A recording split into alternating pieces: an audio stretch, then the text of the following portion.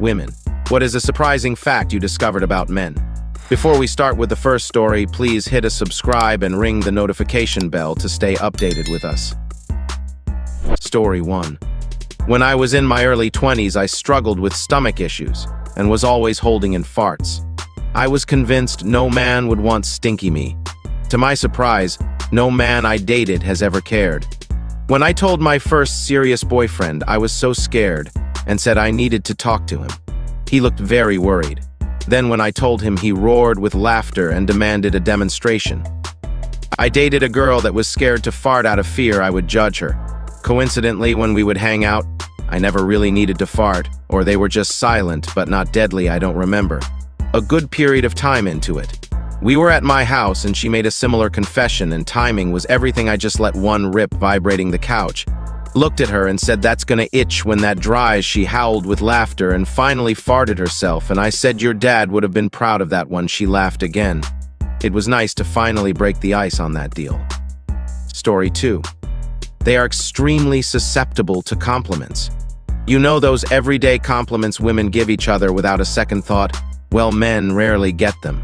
So when you do give them one, it is a 100 times more effective. Want to have a man in a good mood all day?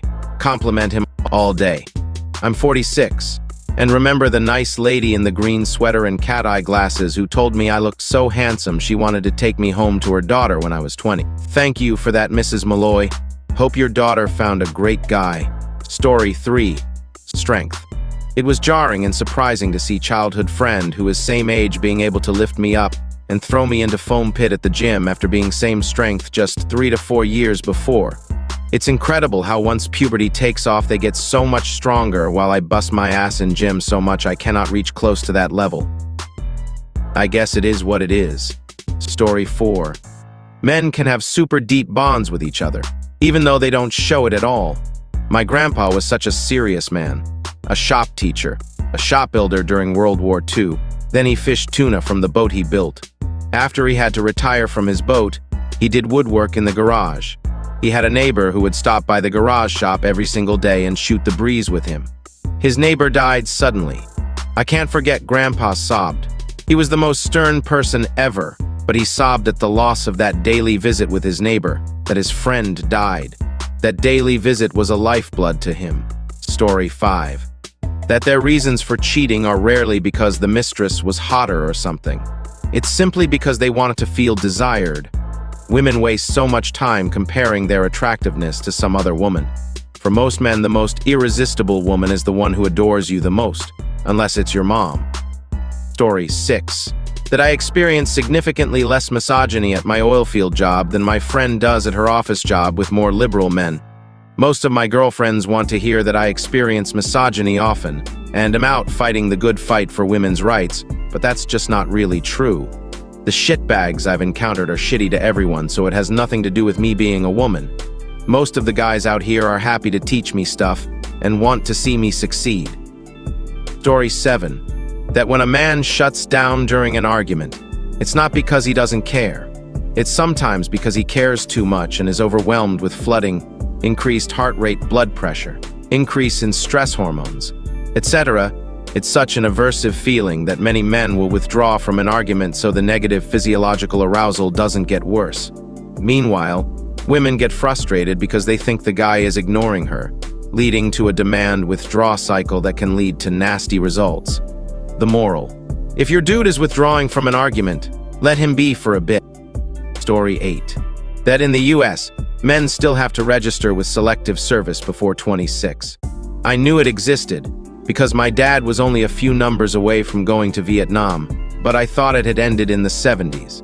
Turns out, it had for a bit back then, but is active current. I was embarrassed that I didn't know. No man around me mentioned anything, not even my very anti-war ex, and felt angry that men still have to do it. I don't think anyone should have to, and it should be ended. Let the robots destroy each other. Story 9. That's true, men are a lot stronger than women. It used to bother me because I used to work out a lot and my boyfriend didn't, but somehow he would always win whenever we were play fighting. I would give it my best, and yet he didn't budge or barely. I am still not that light, 140 pounds, and still I feel like a doll with him. Anyways, I've learned to accept it. Men are made stronger, and that's what makes them attractive for a woman. We feel more protected in some way. Story 10. I am speaking only regarding my experience with my husband, together for 13 years. He amazes me constantly at how much he grows and becomes more interesting and capable when I give him the space to do so without nagging him or giving him a hard time. I just support and encourage him in who he already is and who he wants to be, hobbies, etc. And I am astonished at the man he has become just by being his friend and not trying to change him. He gets better all the time. Obviously, it doesn't work for everybody, but he is a good one, and it surprised me. Story 11. Still haven't seen this one, so posting. I'm a man, by the way. Men are a little more polite to each other than women seem to be, because bad interactions can, on rare occasions, devolve into physical violence. And that violence can be life-threatening, owing to their, generally speaking, greater muscle mass and testosterone. This violence avoidance awareness is in the deep background, pretty much all the time. Story 12. I'll turn this question around and give you girls a fact that some of you don't know about and really need to hear. Not all men are into big boobs, contrary to what the internet might want you to believe. Some guys might even claim they like girls with big boobs to sound cool, but deep down inside they might not like them that much. Keep in mind that there are men that really like them big though. Me personally, I am into petite girls, shorter than me and around an A to small B cup. My wife was really insecure about hers because they're small, but I absolutely love them. They're perfect to me, right size, right firmness, and attached to the woman I love. I make sure she hears it as many times as possible, and I can really tell it boosts her confidence. So if you're a girl with a small chest and you're feeling insecure about it, don't be.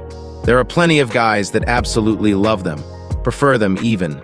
In the Netherlands, we have a saying, for every jar, there's a lid that fits. You'll find your lid. I'm sure of it. Story 13. In my experience, the stereotype that women fall in love quickly and get attached after sex applies a lot more to the men that I've come into contact with than myself. Men, in my own personal experience, that is, always get super needy and attached after sex, even when it was mutually agreed that things were casual. They can never handle that and want to pursue a relationship and become super possessive, and they have always said I love you first, and questionably fast. But we're always told we're the emotional ones and that sex means so much more to women than men. Not always true. Story 14. They're surprisingly so much more insecure than us women are. Perhaps it's the unreasonable social standards that they are expected to reach. As a girl, I'm insecure about my appearance and body and sometimes likability, but those two are momentary.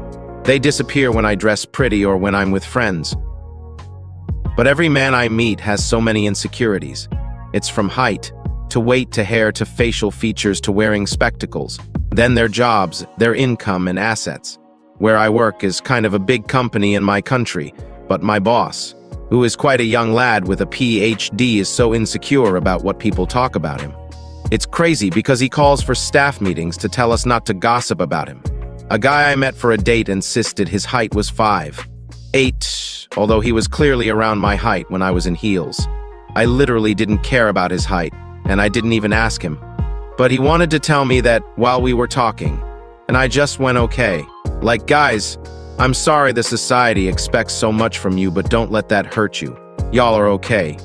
And guys, I hope you compliment each other too. Hype each other up. Life's not a competition. Story 15. That a large majority of men have specific friends, not general friends.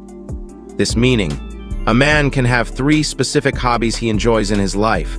He will have 3 specific friends for each hobby, but those friends are not friends for all 3 hobbies, only the one. For example, if he's into sports, he will have a good friend who always loves to go to sporting topics with him, but that friend won't also be a gaming friend and a sports friend. The man will just have a different friend for gaming, who also doesn't involve himself. Women have friends who just do whatever, whenever together, because we are just enjoying each other's company while also doing some random activities as a group. We can be into many topics. and one friend can join us on those many topics without being interested in all the topics. For example, a woman can have a bestie who isn't into makeup, but would still join their bestie on a makeup activity solely because their bestie is interested in it, and they want to enjoy their time with their friend.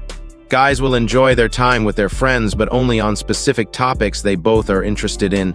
So if men do not have multiple friends, they usually don't branch out on their own to meet newer friends for newer activities, and end up being lonely. I'm aware this doesn't include all men, and that there are several men who have one best friend that does activities with them. Alright folks, that's a wrap. If you like more of this, please hit a like button and subscribe to the channel. You can also share your thoughts in the comment below.